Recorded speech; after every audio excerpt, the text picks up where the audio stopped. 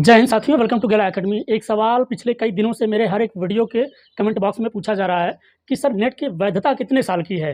क्या life time के लिए है? सर अगर कोई व्यक्ति पीएचडी में एडमिशन लेना चाहता है तो क्या उसे नेट का एग्ज़ाम देना कंपल्सरी है? या मान लीजिए किसी ने नेट पास कर लिया है, उसके लिए पीएचडी में अप्लाई करने के बाद क्या उसे रिटन एग्ज़ाम देना होगा कि एग्ज़ाम से वो एग्ज़म्प्टेड कैटेगरी में जाएगा? या मान लीजिए कोई व्यक्ति ऐसा है जिसने नेट पहले पास किया, फिर दोबारा एग्ज़ाम दिया, नेट नहीं पास हुआ, तो क्या वह पीएचडी का फॉर्म भर सकता है कि नहीं भर सकता है? अगर भर सकता है, तो पिछला वाला नेट माना जाएगा कि जो अभी नेट पास नहीं हुआ ये माना जाएगा? या पीएचडी में फॉर्म अप्लाई करने के लिए नेट वाला व्यक्ति किस साल के लिए एलिजिबल होगा? या नेट वाले व्यक्ति का पीएचडी के लिए कितने साल की वैधता होगी?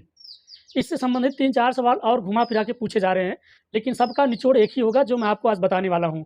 अगर आपके मन में भी ऐसा सवाल है कि नेट कितने साल के लिए वैध है या पीएचडी में कितने साल के लिए वैध है, मान लीजिए कोई व्यक्ति नेट पहले पास हुआ, फिर नहीं पास हुआ, उसके बाद फिर पास हो गया, तो उसके लिए पीएचडी के लिए क्या वैधता होगी? इन सारे सवालों का आज जवाब इस वीडियो में मिलने वाला है।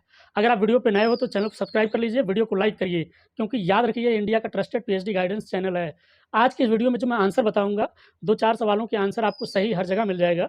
लेकिन आज मैं उन सभी सवालों का आंसर बताने वाला हूँ, जो आए दिन कन्फ्यूज़न का विषय बना रहता है और हम कन्फ्यूज़न में बने रहते हैं, हमारा डाउट कोई क्लियर नहीं करता है। आज आपका पूरा का पूरा डाउट क्लियर होने वाला है। पहला, तो यूजीसी नेट का एग्ज़ाम अगर किसी व्यक्ति ने पास किया है, वह डिग्री लाइफ़ टाइम के लिए वैध है। मतलब वह डिग्री लाइफ़ टाइम के लिए वैध है, मतलब नेट एक बार पास हुए, तो ज़िंदगी भर के लिए वो डिग्री आपके पास रहेगा। किसी भी यूनिवर्सिटी में गेस्ट फैकल्टी के रूप में या किसी भी आयोग के माध्यम से सरकारी वैकेंसी निकलती है असिस्टेंट प्रोफ़ेसर के लिए, तब आप एलिजिबल है, उस फॉर्म को भर सकते हैं। बात खत्म। नेट की डिग्री लाइफ़ टाइम के लिए वैध, बात खत्म। ठीक? अब बात कर लेते हैं कि मान लीजिए कोई व्यक्ति नेट पास है, तो वह पीएचडी में जब अप्लाई करेगा तो वो एग्ज़म्प्टेड कैटेगरी में जाएगा कि नहीं जाएगा? या वह पीएचडी के लिए कितने साल के लिए मान्य है? देखिए, अलग-अलग यूनिवर्सिटियों में अलग-अलग रूल है। जैसे गोरखपुर विश्वविद्यालय में चाहे आप जेआरएफ पास हों, चाहे नेट पास हों, चाहे ओनली पीएचडी पास हों, चाहे आपके पास मास्टर डिग्री, हर किसी को एग्ज़ाम देना पड़ेगा, बात खत्म। और यूनिवर्सिटियों में क्या है, अगर आप नेट पास हैं, तो आपको एग्ज़ाम देने की ज़रूरत नहीं है, आप फॉर्म भरिए, डायरेक्ट इंटरव्यू में अपीयर हो जाएँगे। वह पीएचडी का जो वाउचर होता है, यूनिवर्सिटी का जो पीएचडी का फॉर्म निकालती है, उसका एक प्रॉपर वाउचर निकालती है, उस वाउचर में लिखा रहेगा, नेट पास वालों को एग्ज़ाम देना होगा कि नहीं देना होगा। ठीक? अब दूसरे सवाल के आंसर सुन लीजिए कि मान लीजिए कोई व्यक्ति नेट पास है, उसको पीएचडी में फॉर्म भरना है, तो नेट वाली डिग्री कितने साल के लिए मान्य है या वैध है? 1 साल के लिए। मान लीजिए कोई इस साल जून में नेट पास हुआ, अगली साल जून तक यानी कि 2026 जून में पास हुआ नेट, जून 2027 तक वह पीएचडी के लिए मान्य होगा कि वह पीएचडी में फॉर्म भर सकता है, वह एग्ज़म्प्टेड कैटेगरी में जा सकता है, उसको एग्ज़ाम देने की ज़रूरत नहीं है। मान लीजिए जून 2026 से लेके जून 2027 तक उसने पीएचडी में कहीं एडमिशन नहीं लिया, तो अगली बार जून के बाद जब वो फॉर्म अप्लाई करेगा तो क्या एलिजिबल रहेगा? और एलिजिबल नहीं रहेगा, उसको फिर से यूजीसी का नेट का एग्ज़ाम देना होगा, चाहे वो पास हो और चाहे ना पास हो। अगर मान लीजिए पहले पास था, फिर पास नहीं हुआ दोबारा, तो क्या माना जाएगा जब हम फॉर्म भरेंगे तो क्या हम ये दिखाएँगे कि नेट पास हैं कि फेल हैं? आप ये दिखाएँगे कि नेट पास हैं। बाकी जो दोबारा फेल हुए हैं, वो सिर्फ़ पीएचडी का फॉर्म भरने के लिए किया गया है।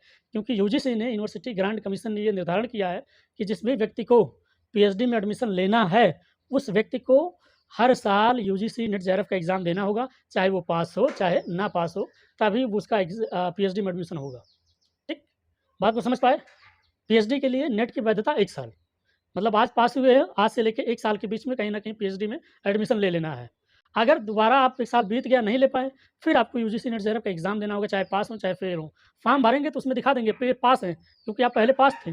बाद में जब आप यूनिवर्सिटी में जाएँगे, जब आपका इंटरव्यू होगा, तो आप दोनों मार्कशीट लेके जाएँगे कि सर पहले पास थे, इस बार सिर्फ़ पीएचडी में एडमिशन लेने के लिए एग्ज़ाम दिए थे। ठीक? मान लीजिए कोई व्यक्ति नेट पास है, फिर एग्ज़ाम दिया, फिर फेल हो गया, उसके बाद एग्ज़ाम दिया, पास हो गया। तो कौन-सा माना जाएगा? पहले वाला कि फेल वाला कि जो पास हुआ? पास वाला माना जाएगा, लेटेस्ट एग्ज़ाम का रिज़ल्ट माना जाएगा। लेकिन अगर वो नेट एक बार पास है, तो वो हमेशा के लिए माना जाएगा कि ये व्यक्ति पास है। भले वो दोबारा-तिबारा एग्ज़ाम दे, फेल हो। वो तो दोबारा या तिबारा जो एग्ज़ाम दे रहा है यूजीसी का, वह सिर्फ़ पीएचडी में एडमिशन के लिए दे रहा है, बाकी तो ऑलरेडी वो पास है। ठीक?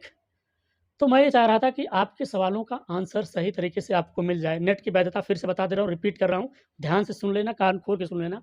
आज के बाद किसी को कमेंट करके ना पूछना, ना ही आज के बाद अपने मन में कन्फ्यूज़न, डाउट रखना। नेट की वैधता लाइफ़ टाइम के लिए मान्य है। अगर आप असिस्टेंट प्रोफ़ेसर की भर्ती में फ़ॉर्म भरना चाहते हैं, गेस्ट फैकल्टी में फ़ॉर्म भरना चाहते हैं, किसी यूनिवर्सिटी में लेक्चरार के रूप में, अतिथि प्रवक्ता के रूप में पढ़ाना चाहते हैं, तो वो लाइफ़ टाइम के लिए मान्य है। पीएचडी के लिए 1 साल के लिए मान्य है। 1 साल के बाद पीएचडी में एडमिशन अगर फिर से लेना है, तो आपको फिर से यूजीसी नेट जेआरएफ का एग्ज़ाम देना होगा, चाहे फेल हो, चाहे पास हो, उससे फ़र्क नहीं पड़ता। किसी व्यक्ति ने पहले एग्ज़ाम दिया, पास हो गया, दोबारा दिया, फेल हो गया, तिबारा दिया, पास हो गया, तो लेटेस्ट वाले एग्ज़ाम का ही रिज़ल्ट माना जाएगा कि ये व्यक्ति पास है। लेकिन आप हर साल ये फॉर्म भरते हुए फॉर्म में क्लिक करेंगे, जब वो पूछेगा आप नेट पास हैं कि नहीं, आप कहेंगे यस मैं नेट पास हूँ। ठीक? तो ये एक छोटा-सा वीडियो, बहुत इन्फॉर्मेटिव वीडियो था। मैं चाह रहा था कि आपके मन में कोई डाउट ना रहे। बच्चों के मन में अक्सर ये सवाल बना हुआ है, क्योंकि मेरा ये यूट्यूब चैनल पीएचडी गाइडेंस और रिसर्च चैनल है, जो पूरी तरह से डेडिकेटेड है पीएचडी के लिए, यूजीसी के लिए, रिसर्च के लिए। तो वीडियो अगर अच्छा लगा हो तो वीडियो को लाइक करिएगा। इसी तरह के वीडियो पाने के लिए, पीएचडी का नोटिफ़िकेशन पाने के लिए, research proposal, research paper, thesis, synopsis आदि चीज़ों का नोटिफ़िकेशन पाने के लिए, जानकारी पाने के लिए हमारे चैनल को सब्सक्राइब करें, लाइक करें, कमेंट करें और कमेंट करिए आपका अगला कन्फ्यूज़न क्या है? कमेंट करिए आपका अगला सवाल क्या है? मेरी पूरी कोशिश रहेगी आपके सवालों का आंसर मैं पूरी तरह से सही तरीके से दे पाऊँ। ठीक? चलिए मिलते हैं एक नए वीडियो में, तब तक के लिए थैंक यू सो मच। जय हिंद, जय भारत।